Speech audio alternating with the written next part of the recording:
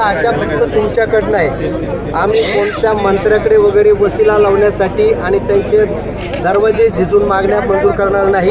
एक तर न्यायालयाने दरवाजे ठोकावून आणि आपल्या पत्रकार बांधवांनी आमच्या मागणीवरती आवाज उठवून आम्हाला हा न्याय मिळू शकेल अशी आमच्या सर्व पोलीस दलाची धारणा आहे। पहिल्यांदा आपल्याला मी सांगू इच्छितो की आमचं पोलीस दल हे निपक्षपाती आहे। आम्ही कोणत्याही प्रकारचे आज हजारो लोकांचे मोठे लाखो लोकांचे आंदोलनं आम्ही शमवलेले आहे आणि आज आम्हाला सेवानिवृत्त बांधवांना आमच्या मागण्यासाठी त्याही हक्काच्या मागण्यासाठी आंदोलन करावं लागतं, ही खूप मोठी खेदाची बाब आहे। यांना आम्ही वेळोवेळी पत्रव्यवहार केला, त्यांनी सर्वांनी केराची टोपली दाखवली त्या पत्राला आणि शासन आपल्या दारी असा वल्गला करतात। पोलिसांना ज्याला कायदा कळतो त्यांना जर हे न्याय देणार तर जनतेला काय न्याय देणार आहे? निदान तुम्ही आम्हाला महाराष्ट्रातील 36 जिल्ह्यांच्या सदस्यांना मिटिंगसाठी बोलवायला पाहिजे।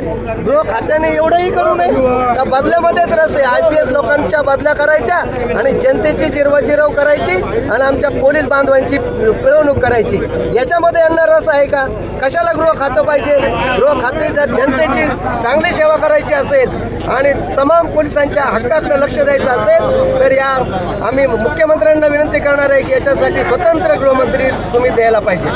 आम्हाला 12 तासाचा साहेब कोणता GRच नाही, शासन निर्णय नाही। पहिल्यांदा शासन निर्णय महत्त्वाचा असतो, शासन निर्णयावरती संपूर्ण कोर्टाचे निकाल होतात। शासन निर्णय नाही तर मग आम्हाला 12 तास 16 तास नोकरी कशाला दिली जाते? तुम्ही फक्त आम्ही शिस्तीचं खातं आहे, आम्ही वरिष्ठांनी सांगलेला आदेश पाळायचा म्हणून आम्ही हे काम करत असतो आणि यांनी शिस्तीच्या नावाखाली महाराष्ट्रामध्ये फक्त आणि फक्त कॉन्स्टेबल पासून PI लोकांची पिळवणूक केलेली आहे। कोणते ACP तुम्ही आपण फिरता, मिटिंगला जाता, कोणते ACPने 14 तास नोकरी करतात? आमच्या महासंचालक मॅडम तरी 14 तास नोकरी करतात, कोणते CP 14 तास नोकरी करतात? आमचा बांधव हा प्रत्येक 12 तास 16 तास राबत असतो आणि अतिरिक्त कामामुळे त्याला हे वेगवेगळे आजार जडलेले असतात।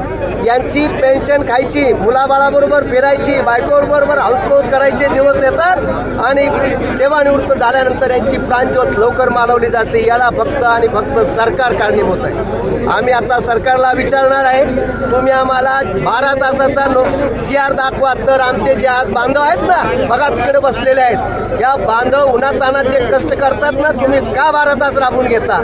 आणि आम्ही 12 तास शिस्तीच्या नावाखाली केलेलं आहे, आम्हाला आजार जडलेला आहे, आम्हाला 4 तासाचा ओव्हर टाईम द्या तुम्ही, नसेल तर आम्ही माननीय उच्च न्यायालयामध्ये सुप्रीम कोर्टामध्ये याचिका दाखल करणार आणि या बांधवांनी केलेल्या अतिरिक्त कामाचा मोबदला घेणार। आम्ही यांच्याकडे भीक मागणार नाही, आम्ही कष्ट केलेले आहे, एकही मागणी आम्ही कोणती चुकीची घेणार नाही। आम्हाला आजार जडले, यांना सांगतोय आम्हाला सेवानिवृत्तीनंतर मेडिकल सुविधा द्या। अहो साधा कॉर्पोरेशनचा शिपाई आहे, तो रिटायर झाला तरी त्याला मेडिकलची सुविधा आहे आणि आम्ही 12 तास 24 तास राबतो, आम्हाला सुविधा नाही। दुसरं टोल माफी सारी कोणाला टोल माफी केलेली आहे यांनी। मंत्र्याच्या गाडीचा टोल घ्या तुम्ही, हे कुठून आले? हत्तीच्या कानामधून। आमचा पोलीस जर गेला तर त्याला अपमानित केलं जातं, अधिकारी मात्र मोकाट फिरतोय। अरे आम्हाला सेवानिवृत्तीनंतर तुम्हाला माहिती आहे मी नागपूर नोकरी केली तर नागपूरच्या न्यायालयामध्ये साक्षीकामी यावं लागतं, टोल भरत यायचं का प्रत्येक वेळेला आम्ही? तर हा टोल माफीचा जो निर्णय आहे तो आमच्या निदान पोलिसांसाठी जे मिलिटरीच्या सेना दलाला जसा माफ केलेला आहे तसं करावं यांनी। अशा बरेच मागण्या आहेत। आम्हाला पोलीस पाल्य, कार्यरत पोलीस आणि सेवानिवृत्त पोलीस, पोलिसाचा मुलगाच पोलीस होतो, पाण्याबामणाचा मुलगा होत नाही इथे, तो कष्ट करणार आहे ज्याच्यामध्ये दोष होत आहे। मग आमच्या पोलिसांची जास्तीत जास्त पोलीस भरती होण्यासाठी 15% दोघांनाही तुम्ही द्या। पहा बरं त्यांचं संपूर्ण आयुष्य व्यवस्थित होईल का? मी मरायला लागलो तर निदान पोलीस तरी भरती होईल, बायका पोरं तरी खुश राहतील ना तिथे। त्याचा एखादा जर माणूस दिवंगत झाला तर त्या कुटुंबाची काय परिस्थिती आहे? पुण्यामध्ये आमच्याकडे 3 लोक डायलिसिसवरती आहे, आठवड्यातून 2दा डायलिसिस करावं लागतं। म्हणजे या सरकारला जाग येणार कधी? आम्ही हक्काचं मागतोय, अशा भरपूर काही मागण्या आहेत। आम्ही आमच्या मागण्यांचं निवेदन आज त्याच्यासाठी तयार केलेलं आहे। याच्यामध्ये आम्हाला पहिल्यांदा मॅडम आम्ही तुम्हाला आजही सांगतो, आम्ही निपक्षपाती आहोत, कोणत्याही पक्षाच्या दावणीला बांधलेलो नाही।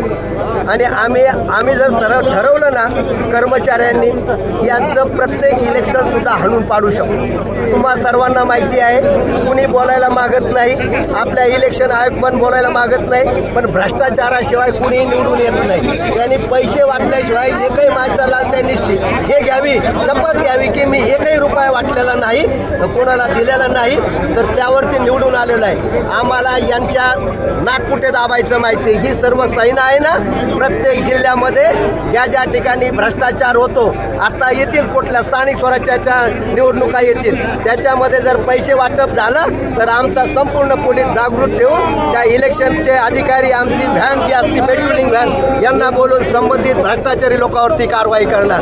हे जर थांबलं तर सर्वसामान्य माणूस निवडून येणार आहे. म्हणून आम्ही सुरुवात करणार आहे. पुणे शहर, पुणे, मुंबई ज्या ज्या ठिकाणी पोलीस आयुक्त आहे त्या ठिकाणी आम्ही आमदारकी खासदारकी लढू शकत नाही, कारण की आमदारकी खासदारकीला पैसे पण भरपूर लागतात आणि स्ट्रगल